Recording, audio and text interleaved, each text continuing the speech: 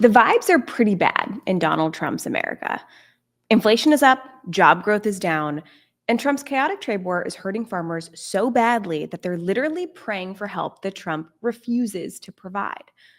On top of that, new bombshells in the Epstein case have revealed clear evidence that Trump was close personal friends with a known pedophile and sex trafficker.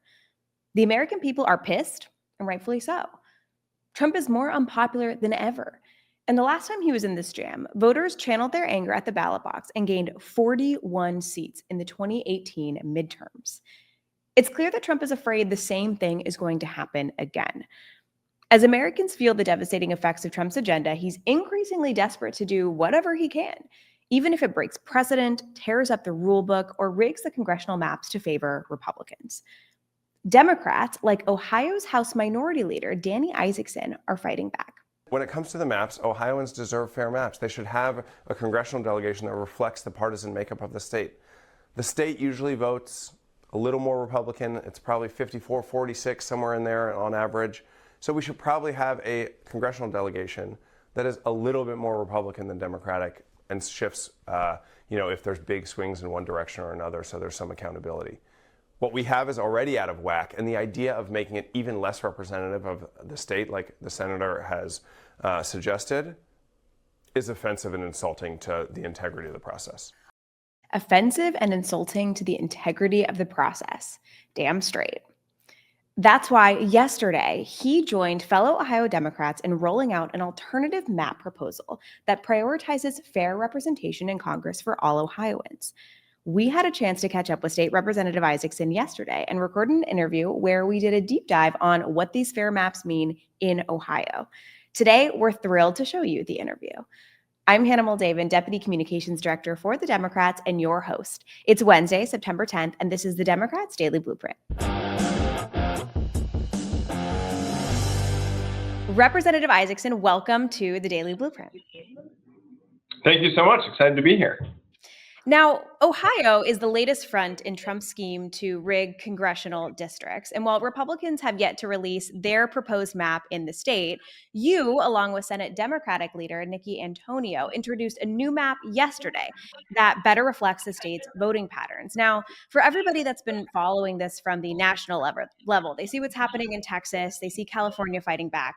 We're now talking about Ohio. Can you tell us a little bit about what Republicans are trying to do in Ohio and how you are fighting back?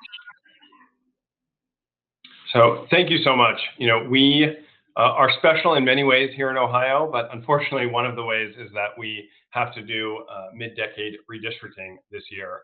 And, it is important for people to remember this is a national fight because President Trump has instructed, Republicans in state legislatures all over the country to be pawns in this fight because they know that not only is the big ugly bill that they passed unpopular, but that people in states all over the country, especially in places like Ohio, because of that bill, are losing access to health care, are seeing hospitals close, have fewer resources to feed kids, get them breakfast and lunch in schools.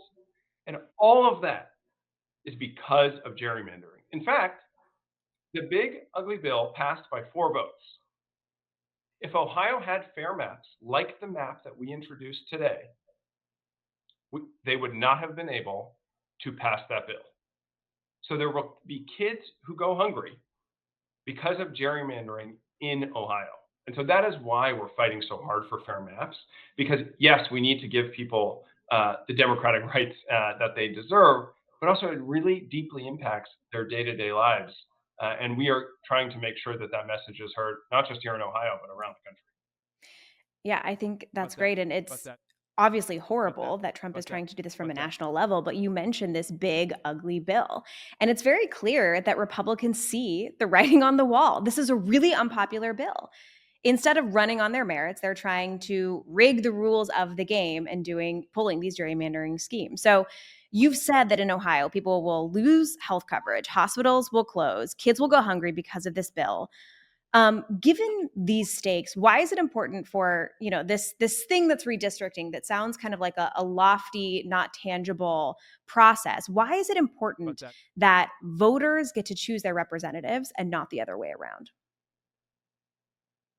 that is the core principle of our democracy, right? That's what we're all doing here. That is how everything functions. And when that starts to go, right, when we lose our connection to the idea that representative government means representing voters and giving them a real voice in their democracy, everything else fades away with it. And we are seeing that trend, right? We are seeing that slide away from democracy and democratic principles. And that's what we're fighting for.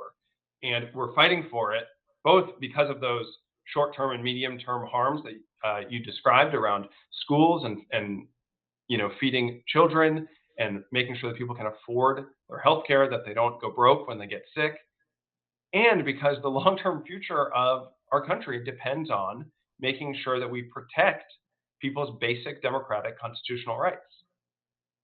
Now, I know that you said Ohio is special in this way where you have to do mid-decade redistricting. What are the next couple of steps that folks at home who are watching, who are Democrats and want to keep up to date and support your efforts? What are some of the next steps that they should watch in this specific Ohio redistricting fight? So Ohio's process is potentially a multi-month process. If the legislature does not produce broadly bipartisan maps this month, uh, then we go into a redistricting commission where there are 7 members, 5 Republicans, 2 Democrats.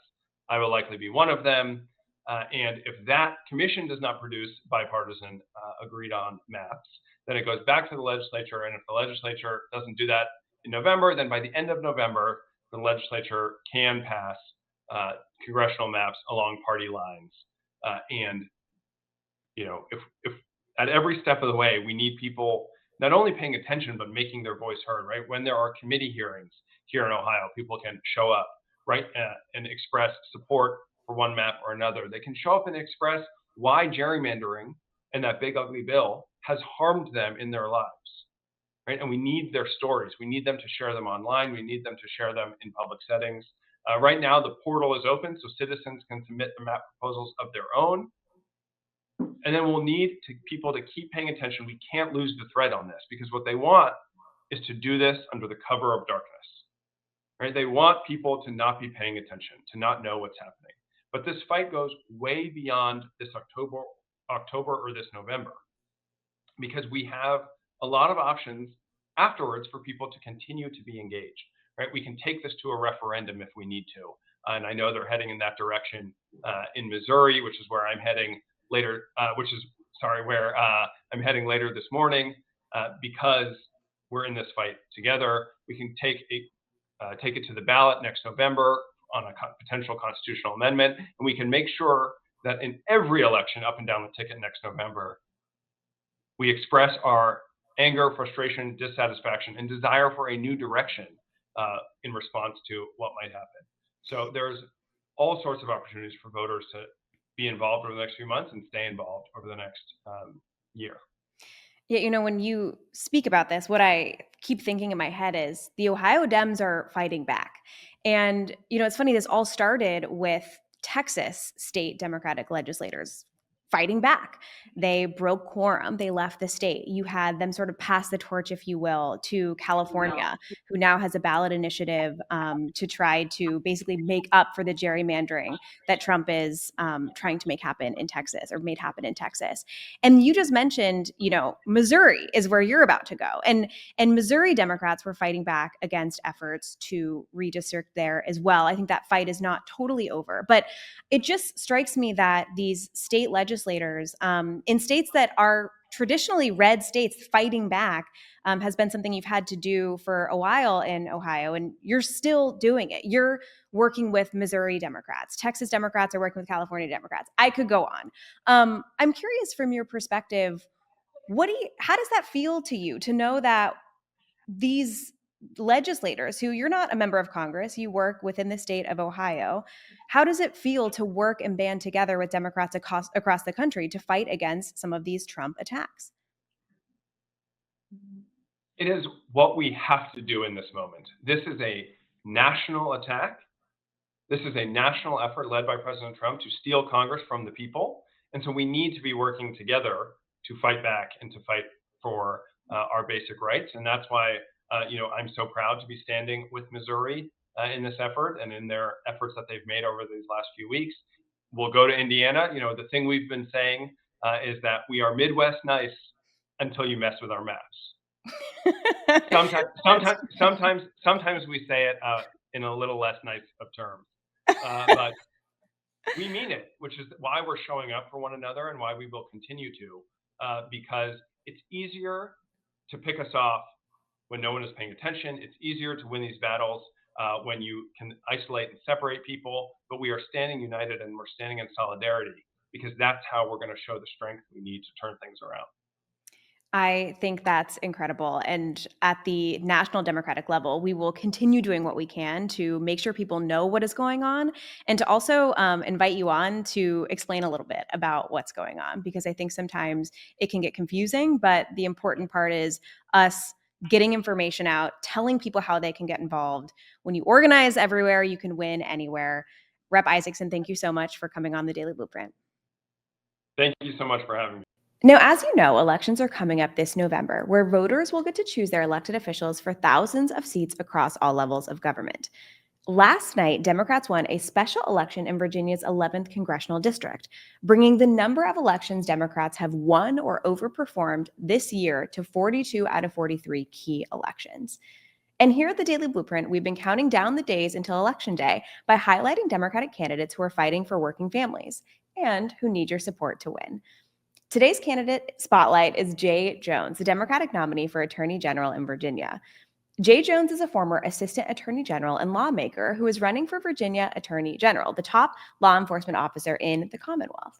He's focused on keeping communities safe from crime, going after corporate price gouging, and defending Virginians from attacks on reproductive rights and the right to organize.